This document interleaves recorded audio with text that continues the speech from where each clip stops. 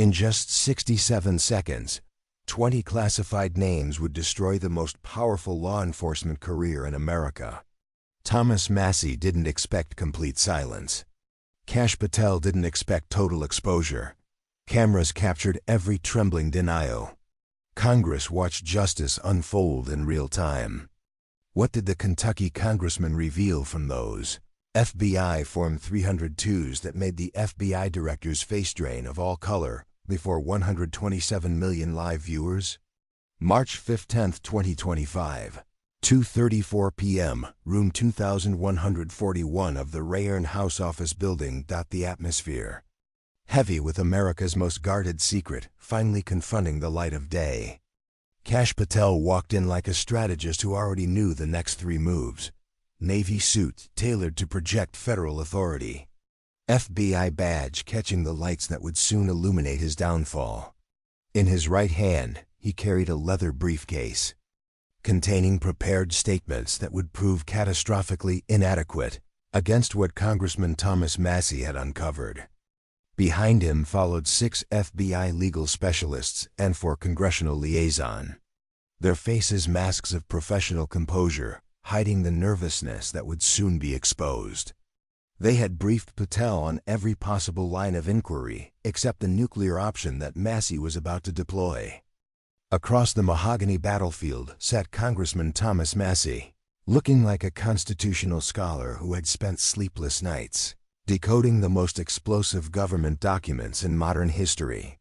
His wire-rimmed glasses reflected the harsh committee lights as adjusted a thick folder marked Classified Eyes Only FBI, Form 302s. The 52-year-old Kentucky Republican had built his reputation on constitutional principles and government accountability. Today, he would deliver the most devastating congressional moment in FBI history, using nothing but documented evidence and surgical questioning. The House Judiciary Committee chamber buzzed with electric tension. Investigative reporters from every major network filled available seats, their cameras trained like weapons on the two men about to engage in a battle that would expose decades of institutional cover-up. CNN's live feed carried the confrontation to millions of Americans who sensed they were about to witness something unprecedented. The hashtag Massive Patel had been trending for hours as political insiders shared rumors about explosive documents that could bring down the FBI director. At exactly 2:34 p.m., Chairman Jim Jordan called the hearing to order with unusual gravity. The committee will now receive testimony regarding FBI CASA management procedures and investigation protocols related to high-profile federal cases. His voice carried procedural weight, but everyone understood this was about Jeffrey Epstein and the government officials who had protected him network through systematic evidence suppression. Patel opened with his prepared statement, voice steady, with bureaucratic confidence that would soon prove disastrously misplaced. Congressman Massie, I appreciate the opportunity to address these unfounded conspiracy theories about FBI investigation procedures. The FBI, under my leadership, maintains the highest standards of investigative integrity and evidence preservation. Massie let him finish, his fingers drumming silently on the classified folder containing evidence that would soon turn the FBI director's world upside down. When Patel concluded with a confident nod, Massie leaned forward with the intensity of a prosecutor who had done homework that others had tried to bury. Director Patel, Massie began, his voice carrying the measured precision of someone who had spent months analyzing classified documents. You mentioned investigative integrity and evidence preservation. Let's examine those claims through documented FBI procedures rather than prepared talking points. He opened the folder with deliberate ceremony, revealing documents that made Patel's confident expression flicker for the first time. Director, are you familiar with FBI Form 302s related to the Jeffrey Epstein investigation? Patel's jaw tightened almost imperceptibly. Form 302s were dangerous territory. Witness interview reports that contained the most sensitive information in any federal investigation. Congressman, I oversee numerous classified investigations that involve complex evidence management protocols. Specific case details cannot be discussed in open session without compromising ongoing operations. Ongoing operations, Massie repeated, his voice rising with prosecutorial precision. Director Jeffrey Epstein died in federal custody over 5 years ago. What ongoing operations are you protecting? The question hung in the air like smoke from a fired gun. Cameras zoomed in on Patel's face, capturing the micro-expressions that betrayed his growing discomfort. Senator, the Epstein case involved multiple jurisdictions and international components that continue to require federal oversight and protection of classified methodologies, Patel replied, falling back on bureaucratic deflection. Massie smiled like a chess player who had anticipated this exact response. Protection of classified methodologies. That's interesting, Director, because I have here 47 pages of FBI Form 302s from the Epstein investigation that tell a very different story. He lifted the documents, ensuring every camera captured the official FBI seals and classification markings. These are witness interview reports conducted between 2019 and 2023. Would you like to know what your agents documented in these interviews? Patel's hands began trembling almost imperceptibly as he reached for his water glass. Congressman, if those documents are authentic, they represent classified law enforcement materials that cannot be disclosed without proper declassification procedures. Oh, they've been properly declassified, Director, Massie replied with devastating calm. Declassified through congressional oversight authority when we discovered they were being systematically suppressed by your office. The revelation that the documents had been declassified sent a shockwave through the chamber. Patel's legal team exchanged panicked glances, realizing their primary defense had just crumbled. Let me read from FBI Form 302 File Number 2019 EP447. One dated September the 5th, 10th, 2019. Massie continued with surgical precision. This is an interview with victim number 7, conducted by Special Agent Jennifer Chen. The chamber fell completely silent. Even the court reporters seemed to hold their breath as Massie prepared to read classified evidence into the public record. Quote, victim described regular parties at Epstein residences involving approximately 20 high-profile individuals, including current federal officials, Supreme Court personnel, and foreign dignitaries. Victim provided specific names, dates, and photographic evidence of these individuals participating in illegal activities with minors. The words hit the chamber like a nuclear explosion. Several committee members audibly gasped. Reporters began frantically typing as they processed the implications of what they were hearing. 20 high-profile individuals, Director Massie emphasized, his voice cutting through the stunned silence, including current federal officials. Your agents documented this testimony in September 2019. What did you do with this information? Patel sat in stunned silence for several seconds, his face cycling through visible emotional states as he realized the full scope of what Massie had obtained. Congressman witness testimony in cases like these often contains unsubstantiated allele, e.g. ation, that require extensive corroboration before unsubstantiated. Massie interrupted with controlled fury. Director, let me read from FBI Form 302. File number 2019, EP4498, dated October the 3rd, 2019. This is Special Agent Chen's follow-up interview with the same victim. He turned to another page, his voice rising with moral authority. Quote, victim provided digital photographs showing subject A identified as current Supreme Court Justice in compromising positions with minor female at Epstein, New York residence. Photographs were verified by FBI Digital Forensics Unit as authentic and unaltered. The revelation of photographic evidence involving a Supreme Court justice sent another shockwave through the chamber. This wasn't just witness testimony. This was documented proof of criminal activity at the highest levels of government. Photographic Evidence Director Massie repeated slowly. Verify by your own forensics unit. What happened to those photographs? At 2:37 p.m., exactly 3 minutes into Massie's questioning, Patel experienced what observers would later describe as complete professional breakdown. His prepared responses were less against documented evidence that proved systematic cover-up. Congressman, these allegations involve complex legal considerations that require careful evaluation within proper prosecutorial frameworks. Patel stammered, his usual confidence evaporating like steam. Complex legal considerations, Massie echoed with bitter precision. Director, let me simplify this for you. I'm going to read the names. The 20 names your victims provided.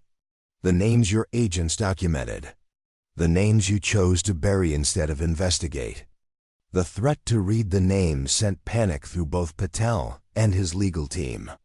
If Massie revealed specific identities of high-profile figures involved in Epstein's network, it would trigger the biggest political scandal in American history. Congressman, please, Patel attempted desperately. Public disclosure of unproven allegations could destroy innocent people's reputations and compromise ongoing investigations. Innocent people. Massie's voice rose to fill the chamber with righteous fury. Director, your own agents documented photographic evidence. Your own forensics unit verified authenticity. These aren't allegations. They're documented federal crimes that you chose to ignore. He lifted another document. This one bearing more recent dates. Let me read from FBI Form 302, file number 2023 P7821, dated just 6 months ago. This is an interview with Special Agent Chun conducted by the Inspector General's office. Patel's face went completely ashen. Inspector General interviews meant internal investigation. His own agency had been investigating his handling of the Epstein evidence. Quote, Agent Chun testified that Director Patel personally ordered the termination of all Epstein-related interviews in November 2019. When Agent Chun questioned this decision, Director Patel stated that the victims were, quote, incredible, meaning not credible, and that pursuing their allegations would damage national security interests. The recorded evidence of Patel's own words was devastating. He had personally called child sex trafficking victims not credible and used national security as justification for protecting their abusers. You called them incredible, didn't you? Director Massie pressed with surgical precision. Children who were trafficked and abused by some of the most powerful people in America. You dismissed their testimony as not credible. Patel's hands were now visibly shaking as he attempted to maintain composure while his career collapsed in real time. Congressman, investigativations involve complex evaluations of evidence, quality, and prosecutorial viability that cannot be fully understood outside their proper context. Then let me provide context, Massie replied, opening to his final document. FBI Form 302, file number 2023 P7834, dated last month. Inspector General interview with FBI Deputy Director Sarah Martinez. The mention of the Deputy Director's interview with the Inspector General suggested the investigation into Patel's conduct had reached the highest levels of FBI leadership. Quote, Deputy Director Martinez testified that Director Patel's suppression of Epstein evidence was motivated by his knowledge that several of the named individuals were personal allies and political supporters who had assisted in his appointment to FBI Director. The final revelation was the smoking gun that connected Patel's cover-up to personal corruption. He hadn't just failed to investigate. He had actively protected his own political allies from prosecution for child sex trafficking. At 2:41 p.m., exactly 7 minutes into Massie's questioning, the Kentucky congressman delivered the death blow that would end Patel's career forever. Director Patel, in 67 seconds, I'm going to read all 20 names from these FBI Form 302s. Names of individuals your victims identified. Names your agents documented. Names you protected instead of prosecuting. Unless you'd like to explain to the American people why you chose to protect child traffickers instead of their victims.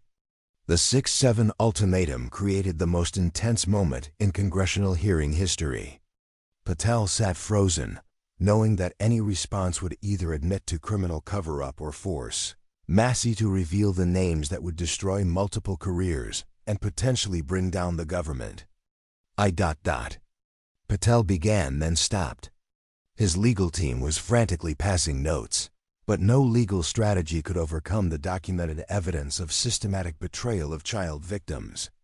"Time's up," Director Massie announced. "Here are the names your FBI documented you chose to bury."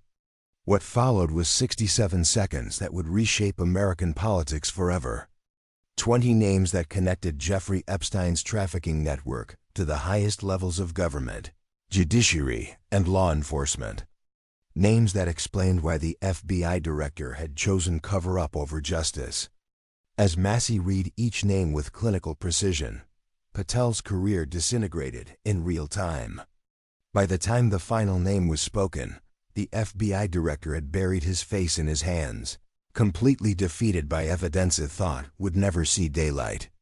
The chamber erupted in chaos as reporters raced to break the biggest story in decades. Within minutes, the Epstein 20 was trending worldwide as America processed the full scope of institutional betrayal. That evening, as the nation demanded answers, Kash Patel submitted his resignation as FBI director. The 67 seconds when Thomas Massie revealed the truth had ended not just one career, but exposed a conspiracy that reached the highest levels of American power. Sometimes the strongest weapon against institutional corruption isn't an army or a subpoena. It's one congressman with classified documents, surgical questioning, and the moral courage to speak truth to power. What happens when systematic cover-up meets systematic exposure? Can government corruption survive when evidence is declassified and names are revealed?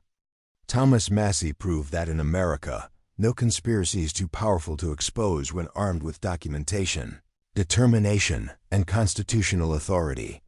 The 20 names changed everything. The 67 seconds changed history. If this story exposed the truth you needed to hear, don't just watch, like, share, and subscribe to our channel where government secrets get declassified and justice gets served. Hit the bell. The next revelation might involve your representatives. What would you do if you had these FBI Form 302s? Drop a comment below. This dramatized story is inspired by real events and public figures. All dialogue and incidents are fictionalized for commentary and educational purposes. This is not intended to defame, but to explore themes of government accountability, institutional courage, and constitutional oversight.